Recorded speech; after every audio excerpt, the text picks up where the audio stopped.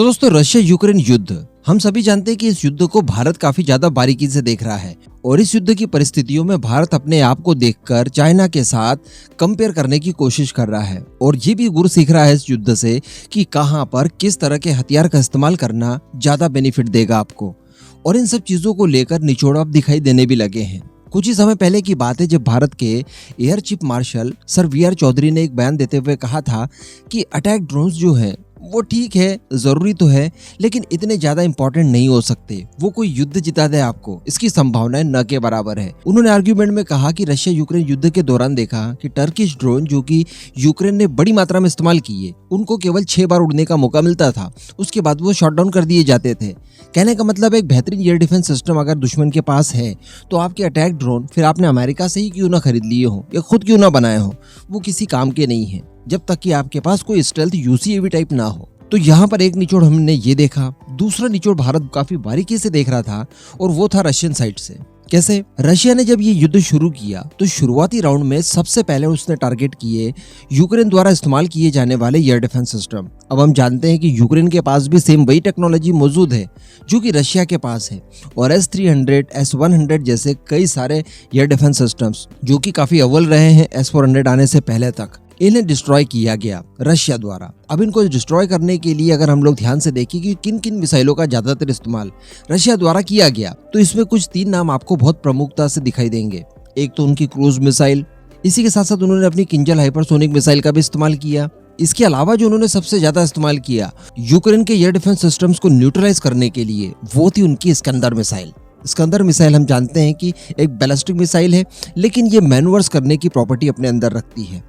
अब आपको याद होगा, मैंने कई वीडियोस में कई व्यूवर्स ने तो मुझे ये भी बताया कि हर बार आप ये चीज़ दोहराया ना करिए, लेकिन मुझे दोहराने में बड़ा अच्छा लगता है कि जो भारत की प्रलय मिसाइल है उसे कुछ इस तरह से बनाया गया है DRDO की तरफ से कि वो टर्मिनल फेज में भी मैनवर्स करने की क्षमता रखती है, जबकि इस तरह की चीज़ कोई दूसरी बैलिस्टिक मिसाइल्स नहीं कर पाती है। बैलिस्टिक मिसाइल्स को रोक पाना इसलिए थोड़ा आसान जरूर हो जाता है कि वो अपना पाथ नहीं चेंज करती, लेकिन हमारी जो प्रलय मिसाइल है वो कुछ इस तरह की प्रॉपर्टी रखती है कि वो दुश्मनों की एयर डिफेंस सिस्टम्स को बड़ी आसानी से चकमा दे सकती है, मैनवर्स कर सकती है वो। तो अभी इसको लेकर कुछ ही समय पहले खबरें निकल कर आई थी कि भारतीय सरकार द्वारा अब इसको ऑफिशियल मंजूरी दे दी गई है कि भारतीय सेनाओं के लिए इनका मास प्रोडक्शन किया जाए। उस समय तक नंबर्स वगैरह की ज्यादा कोई जानकारी निकल कर नहीं आई थी, बस केवल ये बताया गया था कि भारतीय सेनाओं के लिए इस्तेमाल के लिए अब ये पूरी तरह से तैयार है। अब बताया जा रहा है कि इस तरह की कुल 120 मिसाइलें खरीदी जा रही हैं जो कि भारतीय सेनाओं को दी जाएंगी, 120 की संख्या में टोटल।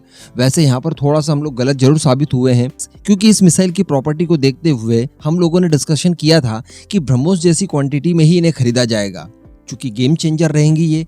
चाइना के जितने भी हाई वैल्यू टारगेट्स हैं जो कि इसकी रेंज में आते हैं अप्रॉक्स 500 किलोमीटर की दूरी तक, जिसमें उसके एयर डिफेंस सिस्टम्स हो, उसका कोई भी रनवे वगैरह हो, उसका मिलिट्री बेस दूसरा हो जहां पर रडार सिस्टम्स वगैरह लगे हों, इन सभी को आप एक मिसाइल के इस्तेमाल से, केवल एक मिसाइल के इस्तेमाल से न्यूट्रलाइज कर सकते हैं। यह आपको शानदार 350 किलोमीटर से लेकर 500 किलोमीटर तक की रेंज देती है और वॉरहेड भी आपको पूरा 1 टन तक की कैपेसिटी का देती है। तो कहने का मतलब ये मिसाइल इतनी ज्यादा भारी भरकम हो जाएगी और इतना ज्यादा डिस्ट्रक्शन करेगी कि जहां पर दुश्मनों की एयर डिफेंस सिस्टम्स लगे हुए हैं वहां पर अगर आपने एक मिसाइल भी दाग दी तो समझ लीजिए पूरी की पूरी यूनिट को ये खलास कर देगी। तो इन्हीं सब चीज़ों को देखते हुए अब इसका सीरियल प्रोडक्शन शुरू करके इसे 120 की संख्या में बनाया जाएगा और भारतीय सेनाओं को जल्द से जल्द दिया जाएगा। वैसे इसको केवल शुरुआत कही जाएगी, क्योंकि हम लोगों ने भी एक्सपेक्ट किया था कि ये मिसाइल चूंकि हमें स्ट्रैटेजिकली इतनी ज़्यादा महत्वपूर्ण होगी तो इसका मास प्रोडक्शन ज़रूर होगा और बड़ी मात्रा में इसे एक्वायर करेगी भारतीय फोर्सेस, जैसे कि हमने ब्रह्मोस के केस में देखा। और वाकई में अगर कोई रियल युद्ध की परिस्थिति आती है तो दोनों फ्रंट के ऊपर हमें इसका बड़ी मात्रा में इस्तेमाल करना होगा। तो खैर ये तो आने वाला समय बताएगा कि इसका बाद में कितना ज़्यादा प्रोडक्शन किया जाएगा और कितने नंबर्स में इन्हें एक्वायर किया जाएगा। लेकिन यहाँ पर आप नोटिस कर रहे होंगे कि इस तरह की चीज़ें जो कि एयर डिफेंस सिस्टम्स के खिलाफ बहुत ज़्यादा महत्वपूर्ण होंगी, उनका निर्माण भारत अलग अलग फील्ड में कर रहा है। देखिए, हम लोग देखें कि अगर एयर लॉन्च के मामले में भारत की तरफ से रुद्रम फैमिली की मिसाइल्स बनाई गई है, रुद्रम 1, 2, 3, तो ये मिसाइल्स भी जब पूरी तरह से फैमिली तैयार हो जाएगी, रुद्रम 3 तक हम लोग पहुंच जाएंगे, तो ये आपको 500 किलोमीटर तक की रेंज प्रोवाइड कराएगी। और उसी तरह की एक मिसाइल जो कि ठीक इसी तरह के लक्ष्यों को डिस्ट्रॉय करने के लिए इस्तेमाल की जाती है, लेकिन ये जमीन से लॉन्च करने वाली आपके पास होगी। तो आपके पास एयर के माध्यम से भी है, जमीन के माध्यम से भी है। किसी भी माध्यम का इस्तेमाल आप दुश्मनों के हाई वैल्यू टारगेट्स को न्यूट्रलाइज करने के लिए कर सकते हैं, जिसमें आपको कोई जोखिम नहीं रहेगा, सबसे बड़ी बात।